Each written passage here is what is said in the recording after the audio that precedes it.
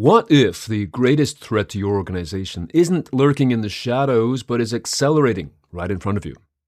In a world where AI can uncover vulnerabilities in minutes, where it once took weeks, and where nearly 2/3 of organizations don't even know where all their data lives, the rules of cybersecurity are being rewritten in real time. The 2026 Data Threat Report reveals a stark reality. Data is expanding faster than our ability to protect it, attackers are moving at machine speed, and the race to secure what matters most is no longer theoretical, it is now happening right in front of us. I'm Steve Prentice, and this is the Thales Security Sessions podcast.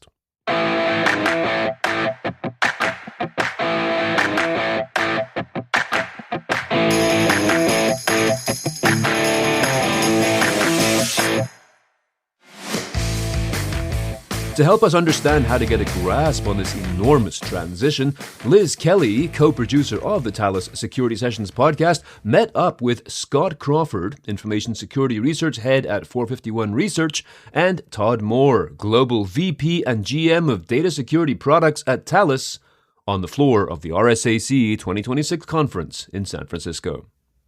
Here's the conversation. Thank you, Scott, for joining us today. Thank you very much. I appreciate you being here. And Todd?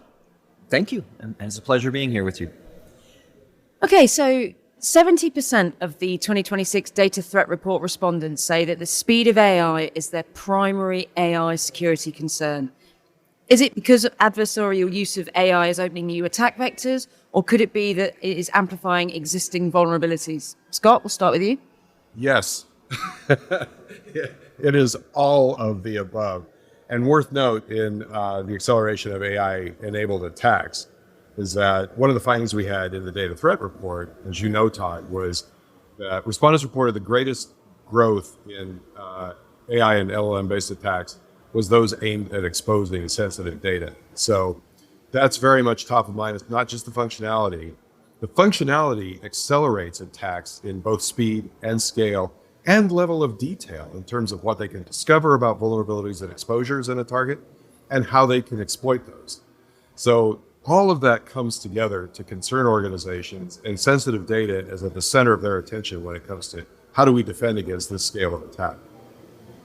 Absolutely, Scott. I think you hit it right on the head. Sensitive data is the core, and it underpins all these AI systems. In terms of how the vulnerabilities shifted, to your point, I mean, same things we were always worried about before are still there. And it's amazing what AI can find that we had forgotten about. And so I think to the part of the question is, it is exposing existing vulnerabilities, and it's just amplifying those to us. But the other point, as you mentioned, Liz, is there are new attack surfaces coming. It's amazing to me with this agentic AI and the amount of agents in our systems, how quickly they can move throughout the different parts of our organization and find just gaps. And with the power that comes from the knowledge that you can share at really an exponential scale, more and more new vulnerabilities are coming out. But to protect against that, don't get scared. I think as you were heading is there are ways to protect. The existing sort of defenses do work to some extent, but we do have to build new defenses. And I think focusing on the data, coming back to that point, Scott, is going to be the key. Understanding who's accessing the data, why they're accessing it, and what can we do to protect how they're getting there. And agentic AI can do great things for defenders as well, too. It can reveal the things that need to be remediated, but it's going to reveal them much more quickly and at a larger scale than I think we've become used to. That's already a problem for organizations. In our surveys of security operations, threat detection, and response, organizations consistently report more than 40% of alerts that they cannot address in a typical day in their security operations center. That volume is going to explode with the explosion in agentic functionality. But agents can be harnessed for good as well, too. They can assess the attack surface. They can find vulnerabilities. They can help remediate them as well, too. We're still in the early days of that. We're still exploring what can be done with agents. For that matter, we're still exploring what the security issues around agentic functionality really are. These are things that can reason. They can make decisions. They can act with a fair degree of autonomy, depending on how they're prompted. They can use tools. So those can all be really good things, and people have found really advantageous uses for those in their everyday work. Putting those to work for security is going to be a definite plus, but putting them in the hands of the adversary gives the adversary leverage as well, too. So it's going to be interesting times over the next few years, as we're already seeing here at RSAC. And just to respond to that, because I think you're right. I mean, I focused on the negative at first when I think about agents and what they can find from a weakness perspective. But you're absolutely right, Scott. I mean, agents are going to, and all the power that they can harness is going to work for the good for us in terms of, giving us the idea of where the vulnerabilities and where the gaps are. Well, one element I'm kind of going a little bit off base here is we talk a little bit about here at the show is just around quantum computing and how AI can help us really find where is weakened cryptography, keys. And, when a quantum computer does exist, and it will, post-quantum cryptography is going to be a key way to defend against that. And, we want to make sure that AI is helping us protect us against that quantum computer, not team up with quantum computers and build this new superpower that actually finds holes for quantum computers to get into, our data and really harvest now, decrypt later, but even more importantly, break some of the protocols and signatures we already have. So it's a fun world we live in, isn't it? I got to tell you these days. What is it an Irish blessing that may you live in interesting times? I'm happy with that. They'll certainly be interesting. Well, we do live in interesting times. Exactly. So effective data governance is the foundation of AI governance. However, the data threat report displays a worrying data governance gap, lack of data visibility and lack of encryption across the data ecosystem. What are the key reasons for these gaps and how can we resolve them? From our take and from talking to various CISOs and security professionals, we do know from our own report that the amount of unstructured data being created by AI and these agents we just got done talking about is just unprecedented. I mean, it's so much new data being created and it's being littered all over the place. It's going in cloud, it's going in storage arrays, it's going on premise. And I think the word that you used there was around visibility, Liz. And it's really having enough sensors to be able to find this new data and to be able to characterize it and decide, what they want to do with it. I don't think there's not enough encryption employed. I think you want to have just the right amount of encryption, but visibility and observability is really the key. If you can't see what you don't know, how can you fix the solution or provide an answer to a problem? And so I feel that, as the tools get better and as we get a more way to harness how we use AI and where prompt and responses go and what agents can touch and can't touch, I think we'll have a better idea of focusing in on where that new data is, what's most important to us. And then once we have that information, we obviously know how to apply the controls. So it's a tough problem. I mean, I think one of the things I will mention from the data threat report, the metric I do recall, is only 40% of organizations, I think it was actually 39% of organizations know where all their data is. And that's kind of scary. I mean, that means that I don't know if that 39% is telling the truth. Scott, I don't know what you think about that. I think it's probably less than that. But that's still 60% of organizations at least have no idea where all their data sits today. It's a really tough problem because data is created constantly on endpoints, in networks, in data centers. And you're right, organizations don't always have very good visibility into that. Often, the majority of the time, according to the findings that we have in the report. But it's interesting how many things lead back to data quality, data visibility. The most widely cited issue in the study, as far as limiting AI adoption, was poor data quality or poor initial data governance. So the response to the data threat report see data being both the beginning and the end of a lot of what they can't adopt AI the way that they want to because of poor data quality, poor data governance. And that in turn means poor visibility into where data is, how it's handled, its integrity, its preservation, use cases to which it's put, authorized access and use and modification of that data and content more widely. And yeah, there are controls, and they're very good controls. Cryptographic controls on data have evolved considerably over a couple of generations just in human terms now. But people have tools all over the place. 83% of respondents to the data threat report cited a perceived lack of compatibility or capability across their tools with each other. Only 36% of respondents are confident in their understanding of their data security tools. So there's a lot of tool sprawl. They come from a lot of providers. It's interesting that Thales has an approach to consistency. That's just because of all the domains that you cover with your data security products, encryption and key management as well too. But most organizations don't have anywhere near that approach to consistency in how they're managing data security and the tools to assure data security like encryption. So Organizations still have a long ways to go. I think one of the things you mentioned there, and I skipped over a little bit about the encryption. It isn't a very important control when it comes to protecting information. And there's tokenization. There's other types of protection and data masking. But what I find talking to folks is it's kind of a maturity cycle, right? You mentioned the visibility, observability, finding all that critical data and having those sensors tell you where it's at, and then understanding the risk around it. Unfortunately, a lot of organizations stop there. They don't take that encryption or data protection step, and that's what we're finding. And from a Talos perspective, we really truly believe if you're going to call yourself a DSPM company, data security posture management, if you're going to call yourself a visibility company, you've got to have that remediation, that next step. It really is. Visibility is so important. Risk assessment is so important. Finding that critical data. But please, please, please, if it's critical to you, tokenize it, encrypt it, make it hard for AI and AI agents to get access to it, or even other machines or humans, because otherwise you really are putting your data, at jeopardy to be lost. One of the key things we've heard about agentic AI adoption here has been, the increased production of output. And when it comes to operational management tools, increased production of analytics, increased production of observability data, which is just more data that teams have to deal with when it comes to addressing the problem. All this documentation, all this visibility into the problems, and not nearly enough emphasis on resolution, remediation, and dealing with the problem, resolving the problems as they come up.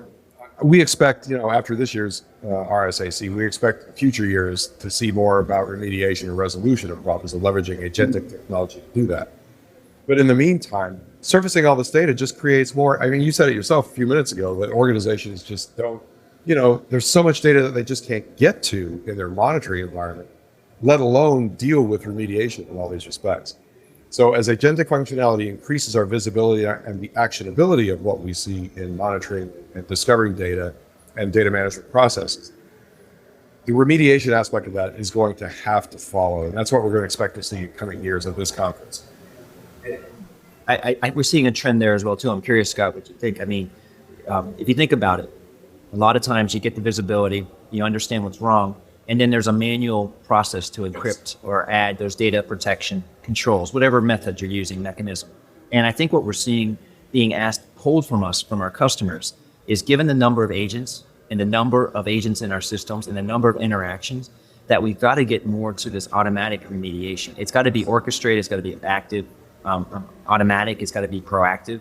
And I think years ago, being at RSA, there was such a pushback from any sort of automation when it came to that remediation piece, because everyone's so scared you're going to break my downstream systems by putting that in place. But if you think about how AI or just data in general, once it leaks, it's out there and it's never coming back. So I think if I was a CISO, I'd think about it, would I rather stop and break maybe something downstream, but protect something really critical to my organization, or would I let it go out and hope for the best? And so I do think that we're going to hear a lot more. I appreciate you saying that, more about proactive or automatic remediation. I think you said you're going to hear more about remediation here at the conference. I don't know what you think more about that proactive, automatic, based on your policies coming your way. Absolutely necessary. I mean, we tend to think of that as a closed loop approach to security. But it can't be completely closed. It has to continue to take inputs. It has to be open to continuous improvement. It has to be open to quality assurance. So we've seen approaches, for agents that could do red teaming, agents that could do blue teaming on the defensive side. We've seen some introducing remediation functionality as well too, but there still has to be the added step of making sure it's going to perform as expected. So that closed loop has to include QA, has to include continuous improvement. We've already had some incidents of some cloud service providers inadvertently deleting, to some customers, were probably critical functionality in the course of remediating an issue that was discovered with agents. Agents put the work on remediation. So we have to have visibility into what they're doing as well too, and that they perform as expected. So interesting future. I mean, the potential is really there. We are beginning to see the seeds of the potential for what it can be in the not too distant future. And this space is moving incredibly fast. Sure is. My gosh, last year at RSA, agent was just a twinkle in everyone's eye. I mean, I went to some presentations and people were just kind of guessing what the future is. And I don't know about you, Scott, but I've actually created an agent myself, and I had to do work, and it's powerful. It's kind of fun. It's kind of cool, But yeah, I think the time is the time is now. It's really happening at this point. You've seen the reaction of investors, and I think some of those are firsthand experiences. I've created some functionality in market research that would have taken a team of more than a few people, 2 to 4 weeks at least, to do a lot of digging, finding, scraping, whatever, to pull together some across the market information about the markets that we cover.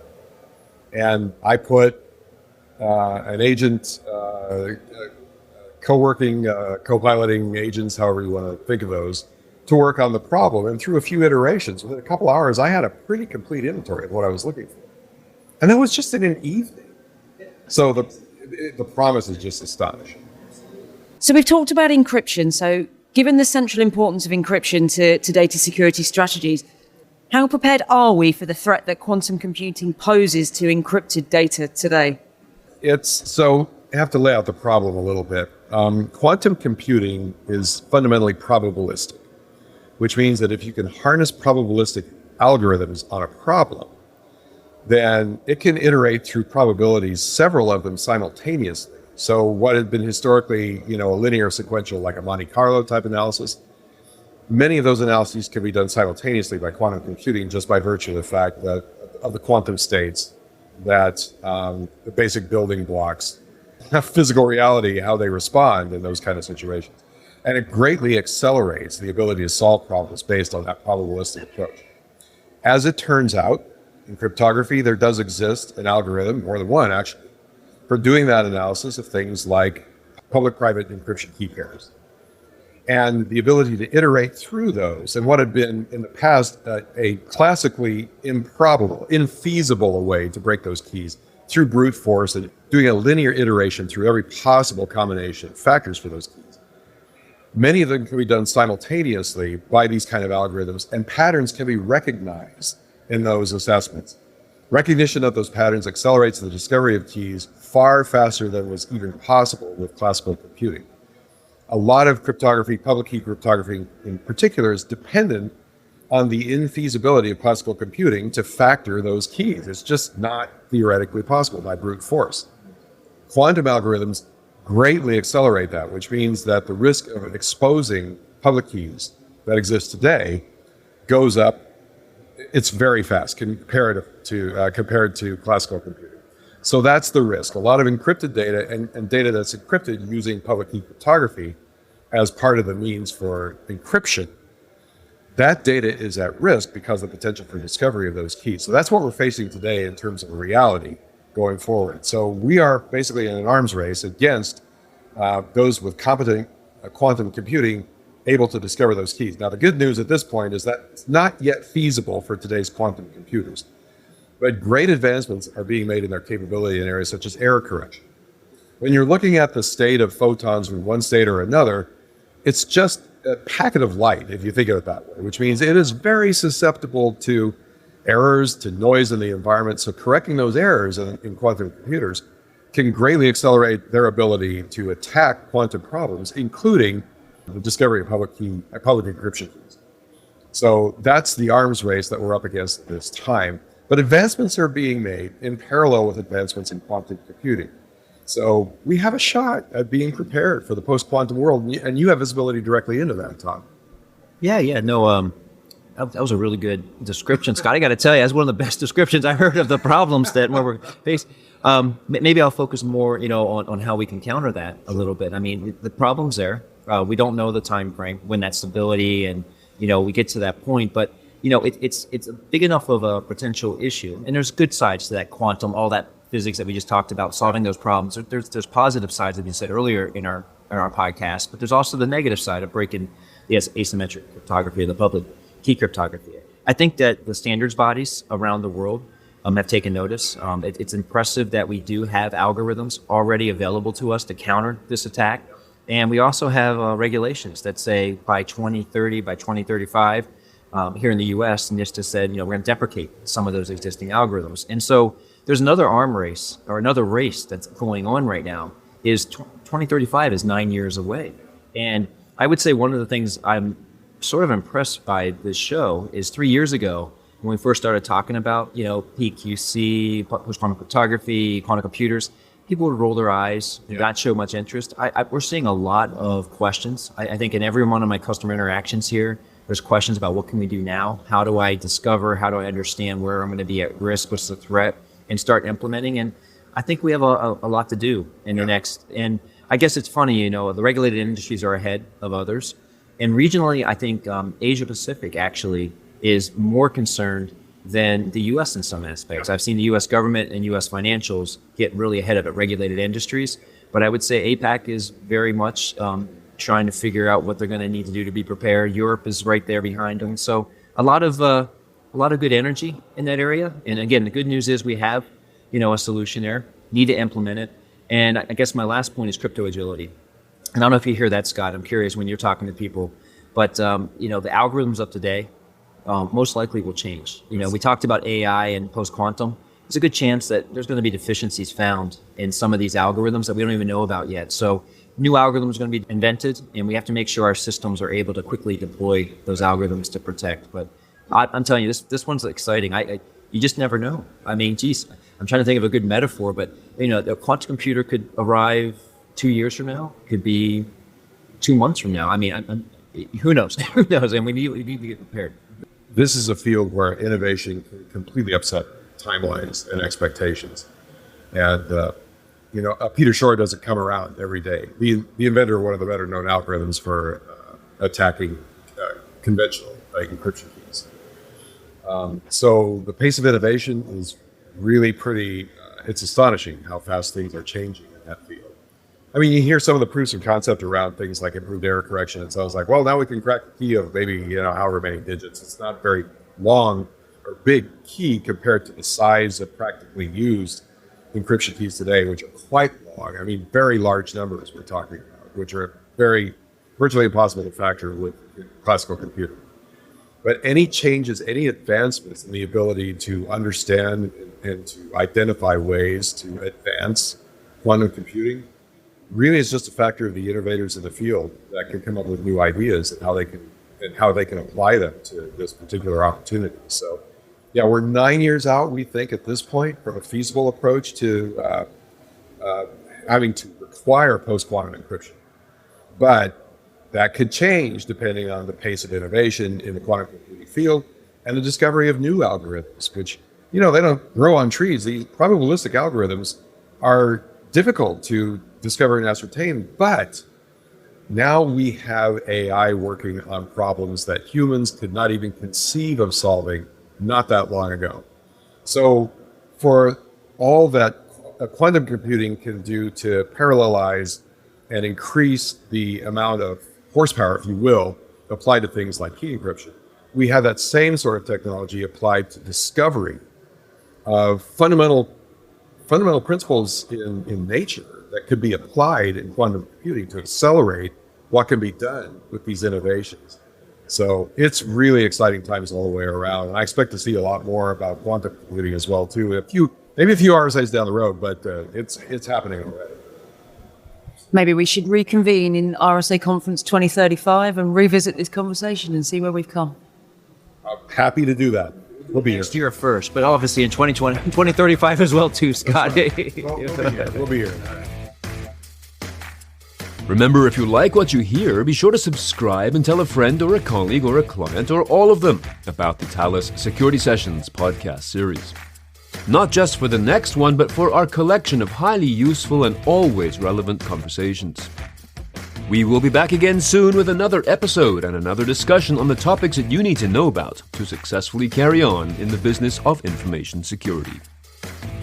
Until then, on behalf of Liz Kelly, I'm Steve Prentice. Thanks for listening.